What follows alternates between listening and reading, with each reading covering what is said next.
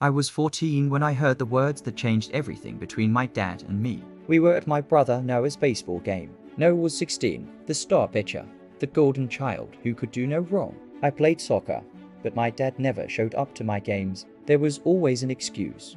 Work ran late, the car broke down, a headache, something. But for Noah, he never missed a single game. Not once. That day, I left my phone in Dad's truck. So I went back to get it during the 7th inning. That's when I heard him talking to another father in the parking lot. The man was complaining about his own son, saying the kid had no drive, no passion, no energy. My dad laughed, then said something that hit me like a punch to the chest. He said, "You should trade him for mine." Not Noah, obviously. The other one. Ethan's so forgettable. You probably wouldn't even notice the difference. Both men laughed, and then Dad added, "Sometimes I watch Noah out there and think, what if I had to like him instead of one useless one?" That would have been the dream. I stood there behind the truck, frozen, my phone clutched in my hand. My own father, calling me useless, forgettable. Saying he could replace me and wouldn't even care. I waited until they left. Then I got inside the truck and just sat there in silence. When Dad came back after the game, Noah was in the passenger seat like always, buzzing about his strikeouts. Dad asked if I was okay. I said I was fine. That was the last real conversation we ever had. From then on, I gave him exactly what he wanted, a son he wouldn't notice. I stopped asking him to come to my games, stopped telling him about school, my friends, or anything that mattered to me. When he asked how my day was, I'd say, fine. When he tried to start a conversation, I'd answer with one word and leave the room. At first, he didn't notice. He was too busy living through Noah's victories. But a few months later, something shifted. He started knocking on my door at night, asking if I wanted to shoot hoops in the driveway. I told him I had homework. He'd ask if I wanted to grab burgers after my practice. I said I wasn't hungry. He'd try to ask about my soccer season. I'd tell him it was fine and walk away. Noah caught on before Dad did. One evening, he pulled me aside and asked why I was acting weird with him and Dad. I told him I wasn't acting weird. I was just giving Dad what he clearly wanted. One less son to worry about. He didn't understand, but he didn't push it either. When I turned 16, Dad was trying harder. He started showing up at my games unannounced, standing quietly on the sidelines, waving when I looked his way.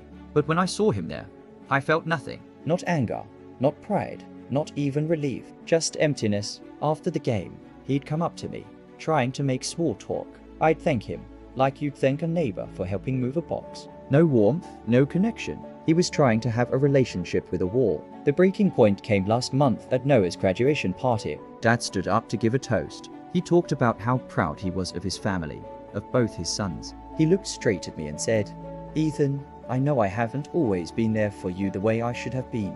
But I want you to know that I'm proud of the man you're becoming." I stared at him, my face completely blank, and said, "Thank you, sir." The room went quiet. He froze. MOM stared at me. Noah's smile faded. I didn't care. After the party, Dad cornered me in the kitchen. He said we needed to talk, that something was wrong between us, that he missed his son. I looked him straight in the eyes and said I didn't know what he meant, that I had always been there. He said, "No, you haven't. You've been somewhere else for years, and I don't know why."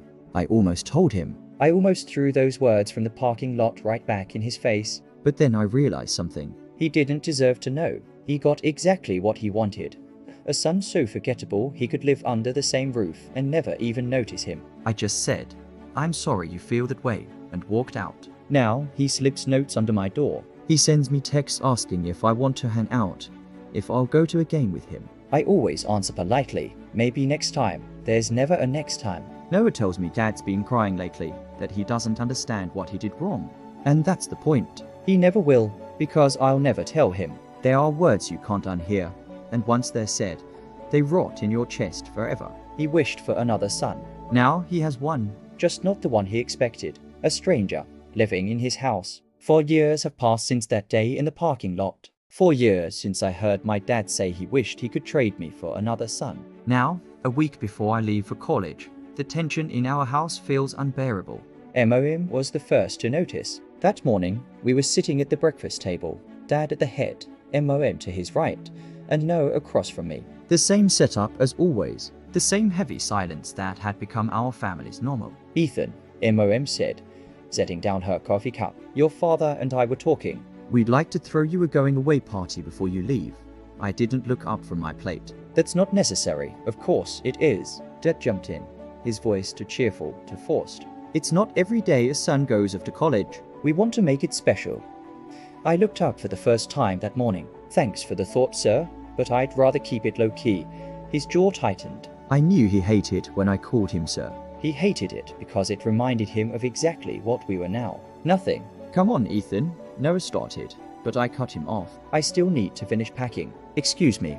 I stood up and went upstairs. As I left, I heard Mom's voice behind me. What's going on with him? He's been like this for years. It's not normal. I didn't hear Dad's answer. I didn't care. In my room, I looked at the half-filled boxes stacked against the wall. 18 years of my life reduced to 4 cardboard boxes. Clothes, books, a few keepsakes. No family photos. I had taken those down years ago. My phone buzzed. A text from Noah. Need to talk. Now. 2 minutes later, he walked into my room without knocking and closed the door. His expression was the same mix of confusion, frustration, and sadness I had seen too many times before.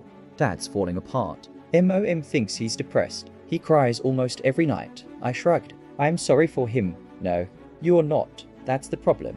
I turned to face him. What do you want me to say, Noah? I want you to tell me what really happened. You've treated Dad like a stranger for years, as if he did something unforgivable, and no one knows why. I already told you years ago. I said quietly. I'm just giving him what he wanted, one less son to worry about. That doesn't mean anything. He said, frustrated. Dad loves you. He always talks about how proud he is of you, how smart you are. Now he does. I interrupted. Where was that pride when I was 14? Noah went silent. What happened when you were 14? I didn't answer. I turned back to my boxes and kept packing. I'm your brother. If something happened, I need to know, he said softly. I finally stopped. I looked at my brother, the golden child, the one who never had to wonder if he was wanted. And for the first time in 4 years, the dam started to break. You want to know? I asked, my voice barely a whisper. You really want to know what happened that day at your baseball game? I took a deep breath, the memory still as sharp as broken glass. I told him everything. About the truck, the conversation, the laughter. I told him about the words forgettable and useless as I spoke. Noah's face transformed from confusion to disbelief, then to horror. When I finished, the room was completely silent. He just stared at me, his eyes wide. He said that, he whispered. Dad said that about you. I just nodded. A single tear I hadn't realized was there rolling down my cheek. Why didn't you ever tell me? He asked, his voice cracking. Why didn't you tell him? Because, I said, my voice thick with emotion. He got his wish. He forgot about me. It was easier to be forgotten than to live every day knowing I was a disappointment. Noah sank onto the edge of my bed, burying his face in his hands. I had no idea, Ethan. I am so sorry. We sat there for a long time.